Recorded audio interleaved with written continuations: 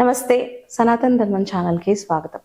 మనతో పాటుగా వేదాంత ఆచార్యులు, ఆస్ట్రాలజర్, వాస్తు నిపుణులు వెంకటేష్ చక్రం గారు ఉన్నారు. ఆయనతో మాట్లాడదాం. సార్ నమస్తే. సార్ నమస్తే అమ్మ. సార్, వాస్తు విషయంలో చాలా మందికి చాలా క్వశ్చన్స్ ఉంటాయి. అంటే చాలా మంది మేము బాగా బతికాము, చితికిపోయాము, కొన్ని ఇల్లు మారటం వల్ల ఇలా జరిగింది అని. అదే అంటే లైక్ ఇప్పుడు ప్రత్యేకంగా పురుషులకి వేరుగా, స్త్రీలకి వేరుగా, అలాగే పిల్లలకి వేరుగా వాస్తు ఏమైనా ఎఫెక్ట్ ఇస్తుందా? ఇది చాలా డీప్ క్వశ్చన్ అమ్మా. దీనికి ఆన్సర్ ఏంటంటే, సో ఫస్ట్ ఎప్పటికైనా దెబ్బ ఎవరికైనా పడుతుంది అంటే అది యజమానికి పడుతుంది. ఇప్పుడు యజమాని అనేది ఎవరు? ఇప్పుడు మనం we are living in a very mixed society. ఇప్పుడు ఈ మిక్స్డ్ సొసైటీ ఎందుకు అంటున్నంటే, ఇప్పుడు ప్రకృతి పరంగా ప్రకృతి పురుష అని మనం ఈశ్వరుడి యొక్క రెండు రూపాలు చూస్తాం, ప్రకృతి పురుష. మళ్ళా శివుడు పార్వతి, విష్ణువు లక్ష్మి, ఇట్లా చూస్తాం మనం. విష్ణువు యొక్క డ్యూటీ, విష్ణు యొక్క పాలన అనేది ఆయన ధర్మం, పాలించడం, స్థితి కాదు. మరి లక్ష్మి అనేది విష్ణుని చూసుకునే బాధ్యత.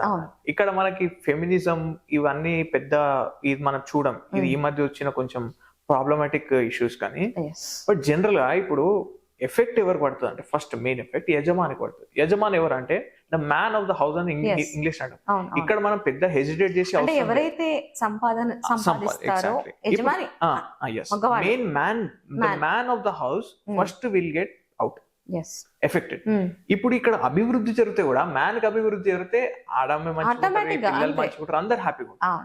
ఇప్పుడు మ్యాన్ ఎఫెక్ట్ అయిపోయినాడు అనుకోండి, అందరు ఎఫెక్ట్ అవుతారు. సో ఇక్కడ మ్యాన్ కి ఎఫెక్ట్ పడుతుంది ఫస్ట్. ఇప్పుడు యజమాని, ఇప్పుడు మాక్సిమం కొన్ని వాస్తు దోషాలు ఎట్లుంటాయంటే యజమాని మరణం కూడా చూస్తారు. ఇప్పుడు యజమానికి ఒకవేళ అంత దుర్గతి వచ్చినాక, ఇప్పుడు యజమాని అక్కడ అవుట్ అయిపోయిన రోల్, ఇప్పుడు నెక్స్ట్ ఎవరికి చెందాలి? నెక్స్ట్ కొడుకుకి వస్తుంది, పెద్ద కొడుకు వస్తుంది ఫస్ట్. ఇప్పుడు ఇద్దరు కొడుకులు ఉన్నారు అనుకోండి, ఎఫెక్ట్ ఫస్ట్ పెద్ద కొడుకు. అంటే ఒకవేళ సంపాదన స్త్రీదైతే, సంపాదన మదర్ అయ్యి ఉంటే ఆవిడకి ఎఫెక్ట్ ఉండదా? ఆవిడకి ఆబ్వియస్లీ ఏంటంటే she lost husband, she definitely getting affected. But the main vastu defect with has to hit the person. It will hit the first male person of the family. First father, father తర్వాత effect ఉంటది. Mother కూడా obvious suffer అవుతారు. ఇప్పుడు ఎట్లా అంటే, ఆడమే suffer అవ్వాలన్నా అప్పుడప్పుడు ఆడమకి husband చనిపోవడంతో సఫరింగ్ వస్తుంది, అప్పుడప్పుడు ఫైనాన్షియల్ గా డౌన్ అవ్వడం, కర్మ. ఇప్పుడు కర్మానుసారం ఏది అవ్వాలి సఫరింగ్ కోసం అదైతుంది. ఇప్పుడు ఇక్కడ కూడా చూస్తే ఫస్ట్ ఫాదర్ ని కొడుతుంది, యజమానిని కొడుతుంది. యజమాని తర్వాత యజమాని యొక్క మొదటి పుత్ర సంతానాన్ని కొడుతుంది. సెకండ్ వాళ్ళకి పెద్ద ఎఫెక్ట్ ఉండదు, సెకండ్ వాళ్ళకు ఉండదు, ఆడవాళ్ళకు. ఇంకొక క్వశ్చన్, ఇప్పుడు సపోజ్ పుత్రులే లేరు, అప్పుడు పరిస్థితి? అప్పుడు లేకపోతే వీళ్ళే అనుభవిస్తారు. ఇక పుత్రులు లేకపోతే వాళ్ళు ఎవరు ఉన్నారు అక్కడ? మిగిలిన ఎవరు లేరు.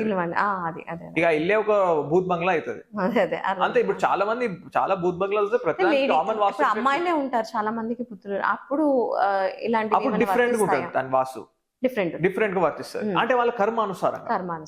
ఇప్పుడు ఆ ఇంటికి వచ్చి ఎవరైతే నేను కొడుకు లెక్క నేను అవుతాను అంటే వాళ్ళకు.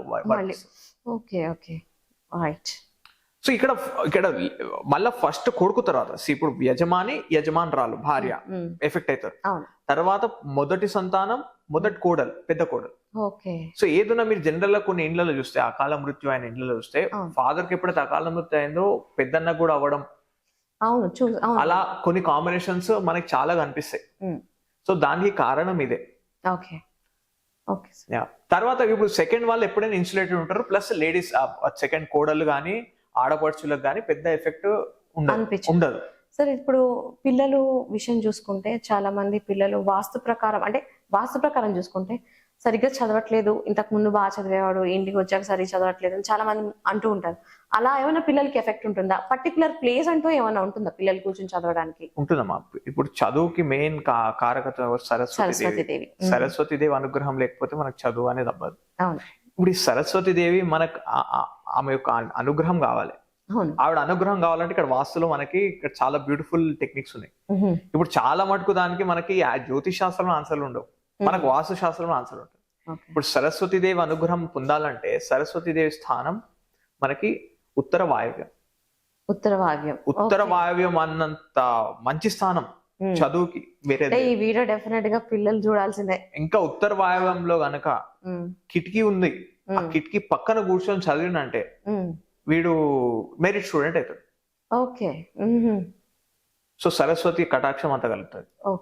సో అక్కడ ఇంకా వీలైతే అక్కడ ఒక ఫోటో, దక్షిణామూర్తి ఫోటో గాని, సరస్వతీదేవి ఫోటో గాని పెట్టి రోజుకు ఒక అగరబత్తి, ఒక పువ్వు పెట్టి చదివితే ఇక దాని వాళ్ళకి తిరిగి ఉండదు. ఓకే. అలానే లక్ష్మీ స్థానం, దానికి సేమ్. ఇప్పుడు లక్ష్మీ స్థానం ఏంటి? పడమట వాయవ్యం. ఉత్తర వాయవ్యం సరస్వతి స్థానం, పడమట వాయవ్యం లక్ష్మీ స్థానం. సో ఎవరికైనా పూజ స్థానం కూడా, ఇప్పుడు నెక్స్ట్ మన పూజ స్థానం గురించి డిస్కస్ చేద్దాం. ఇప్పుడు పూజ స్థానం కూడా ఇదే ఉత్తమమైన స్థానం. ఈ రెండు, ఉత్తర వాయవ్యం, పడమట వాయవ్యం. పూజ స్థానం అన్నారు కాబట్టి నేను ఇక్కడ ఒక ప్రశ్న వేస్తాను. అంటే పూజ గది ఎటువైపు ఉండాలి జనరల్ గా? అయితే ఎటువైపు దేవుడి పటాలు మనం చూస్తూ ఉండాలి, మనం ఎటువైపు కూర్చుని పూజ చేయాలి అనేది చాలా మందికి ఈ క్వశ్చన్ వస్తూ ఉంటుంది. అది ఎటు పడితే కొంతమంది కట్టేస్తూ ఉంటారు, అది సరిగ్గా చేరదు అని చాలా మంది అంటుంటారు.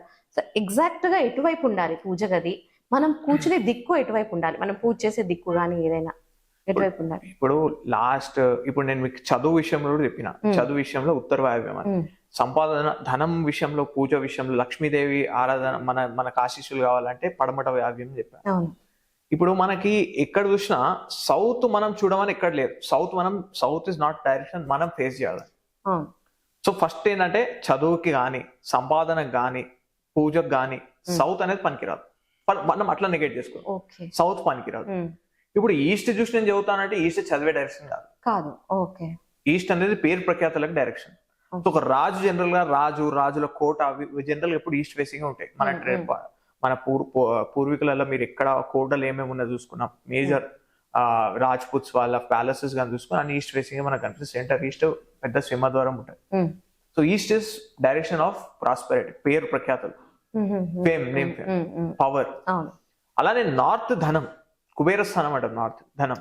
ఇప్పుడు నార్త్ కూర్చొని చదవడం, ఇప్పుడు నేను ఏమన్నా నార్త్ వెస్ట్ అన్నా, నార్త్ లో కూర్చొని చదవాలి.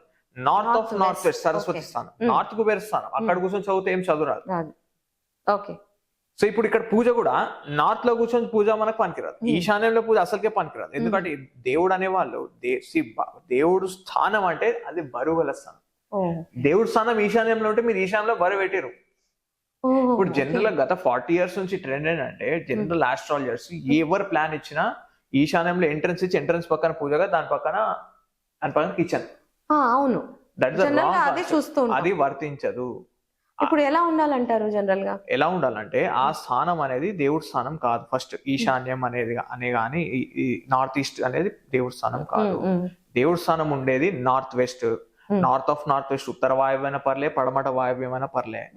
బెస్ట్ స్థానం, ఇంకా ఉత్తమమైన స్థానం ఏంటంటే సెంటర్ వెస్ట్. ఓకే.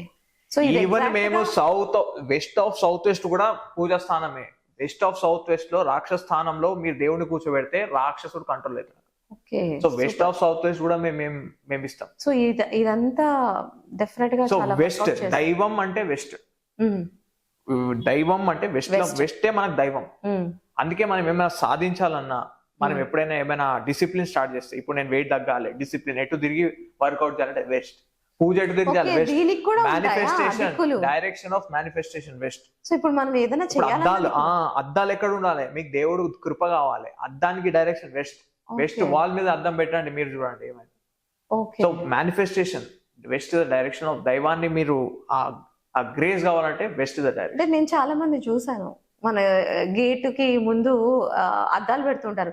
ఏంటి అంటే లక్ష్మీదేవి రావాలి, అద్దంలో చూస్తుంది అని చెప్తూ ఉంటారు. అది నిజమేనా? సింపుల్ కాదమ్మా. నేను అదేమంటున్నా మీకు, నేను ఏం చెప్పిన అంటే ఇది లేయర్ బై లేయర్ చూడాలి. ఫస్ట్ మనం దిశా నిశ్చయమే కాకుండా మనం, నాకు తెలిసిన వాళ్ళే అలా చేసి నేను చూసాను. Many people do. బయట గేట్ కి అద్దం పెడతారు. ఏంటి అంటే లక్ష్మీదేవి వచ్చి చూసుకుంటుంది, అందుకే అద్దం పెట్టాము, లక్ష్మీదేవిని ఆహ్వానిస్తున్నాం అంటారు. ఇది ఎంతవరకు వాస్తుకి రిలేటెడ్ అంటారు? ఇప్పుడు వాస్తు శాస్త్రం ఎట్లా అంటే కొంచెం డబ్బులు ఖర్చు అయ్యే శాస్త్రం. ఇదంతా ఈజీగా మనం రెమెడీస్ ఉండవు దీనికి.